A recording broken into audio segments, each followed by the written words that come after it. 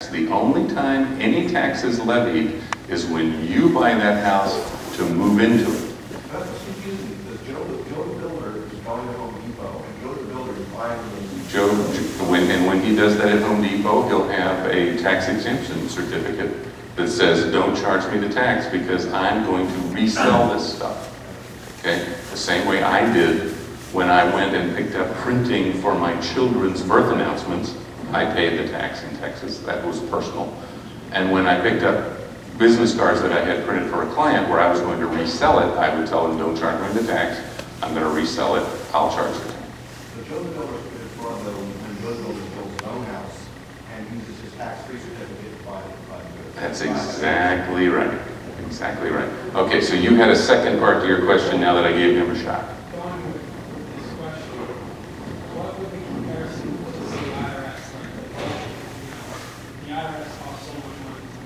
Right. This is going to be an agency. It's technically not. You might get rid of the IRS, but you're going to have an agency. So here are the real numbers. The IRS costs $10 billion a year. The private sector spends $300 billion filling out the tax returns. Okay.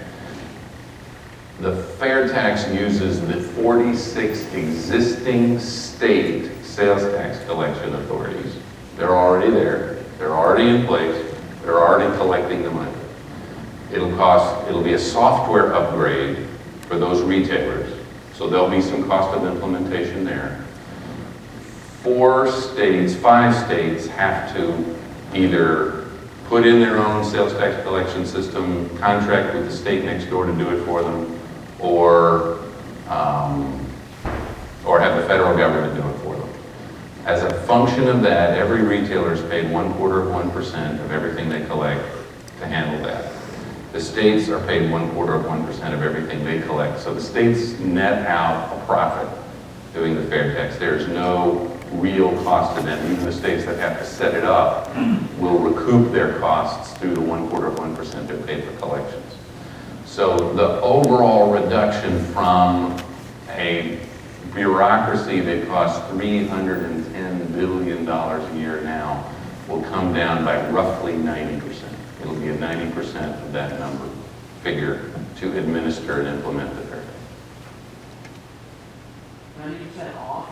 90% off. So we're spending $310 billion today. Take 10% of that. That's what runs and implements the fair tax. Yes, sir? Touched upon distortion of the economy. Distortion of the economy. And we've agreed that it won't distort the economy. In fact, it will reduce the distortion of the economy.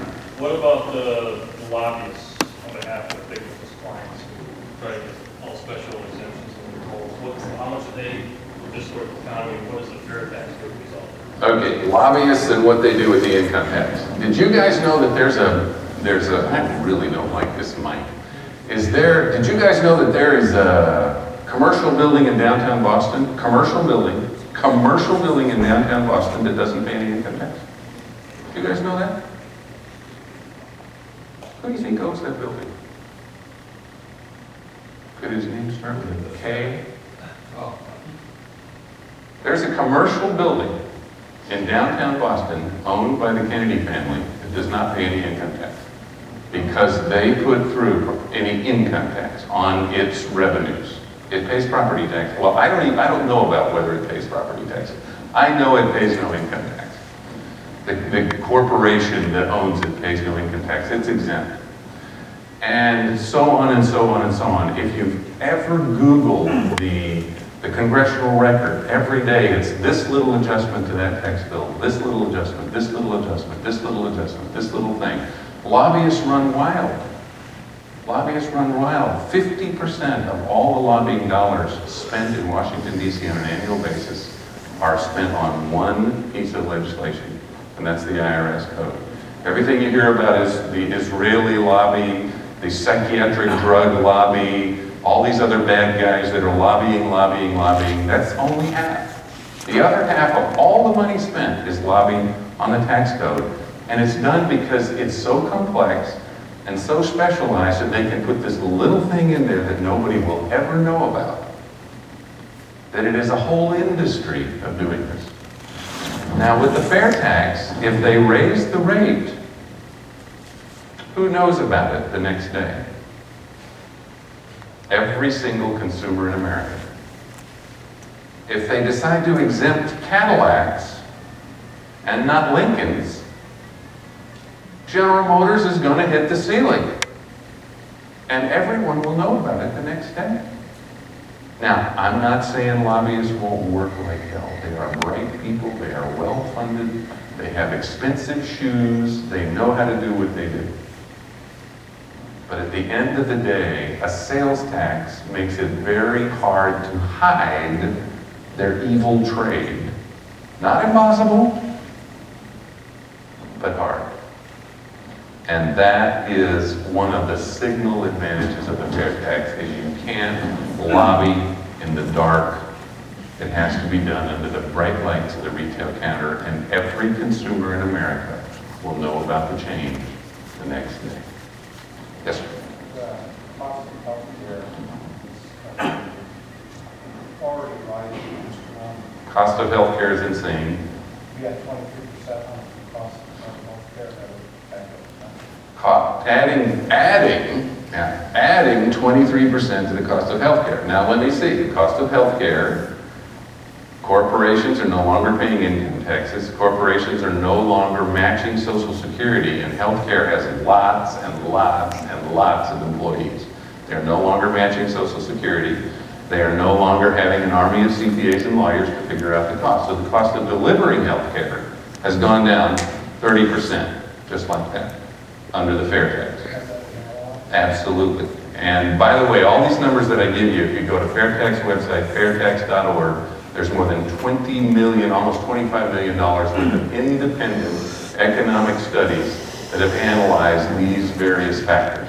So the cost of healthcare actually goes down between 23 and 30%. Now, I'm not saying those guys won't try and keep that money. I'm just telling you their costs went down. Now, what does that mean to you, the consumer? You've got insurance. You'll pay the fair tax on the insurance. So you pay $1,000 a month under today, pick a number, pay $1,000 a month for you and your family. Under the fair tax, the cost of the insurance has gone down. The insurance companies are no longer paying corporate taxes. Insurance companies are no longer matching Social Security. Insurance companies no longer have an army of CPAs. So you're still going to pay about $1,000 a month for your health insurance. And that's all the tax you pay. When you go in to get your heart transplant, that's now a business-to-business transaction between your insurance company and the hospital. You're out of the picture. You paid your tax on the insurance. You don't pay the tax. Now, if you go in to get hair plugs, which you and I both need, okay, you're going to have to pay the tax on that because that's cosmetic surgery that's not covered by your insurance, and you absolutely will have to pay the price on that.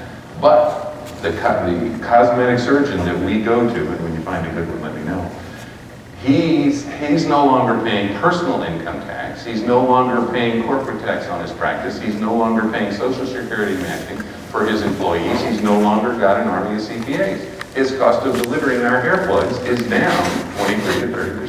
So the basic premise is that throughout all these corporations, they're going to reduce all their costs because they know that Their costs are going to go down. It's whether or not they reduce their prices that's the big assumption. that is the big That's assumption. the big question mark. Absolutely.